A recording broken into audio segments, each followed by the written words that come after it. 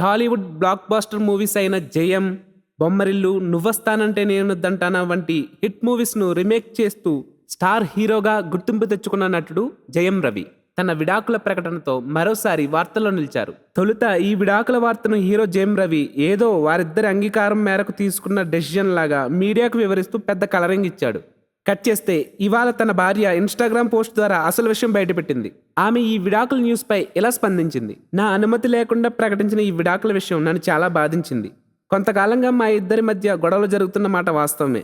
అయితే వాటిని పరిష్కరించుకోవడానికి నేను ఎన్నోసార్లు ప్రయత్నించా. అప్పుడు రవి నాకు పర్సనల్గా కలిసి మాట్లాడే అవకాశమే ఇవ్వలేదు. గతంలో ఈ విషయాన్ని బయటపెట్టడానికి కూడా నేను ప్రయత్నించలేదు. ఎందుకంటే పరువు పోతుందనే భయం. ఓ తల్లిగా నా ప్రాధాన్యత ఎప్పుడూ పిల్లలకే ఉంటుంది. ఈ విడాకుల అంశం నా పిల్లలపై ఎలాంటి ప్రభావం చూపిస్తుందో అని భయమేస్తుంది అంటూ ఈ హీరో భార్య ప్రకటన చేసింది. దీంతో ఈ తమిళ హీరో వైఖరిపై నెటిజన్లు మండిపడుతున్నారు. అతన్ని మరొక అమ్మాయి తగులుకుని ఉంటుంది, అందుకే బంగారు లాంటి భార్యకు విడాకులు ఇచ్చేశాడు, సేమ్ నాగచైతన్య లాంటి క్యారెక్టరే వీడిది అంటూ కామెంట్లు పెడుతున్నారు. మీరు ఇలాంటి ఇంట్రెస్టింగ్ న్యూస్ అప్డేట్స్ మరిన్ని తెలుసుకోవడానికి ఇప్పుడే మా ఛానల్ ని లైక్ చేయండి, ఫాలో చేయండి, సబ్స్క్రైబ్ చేయండి.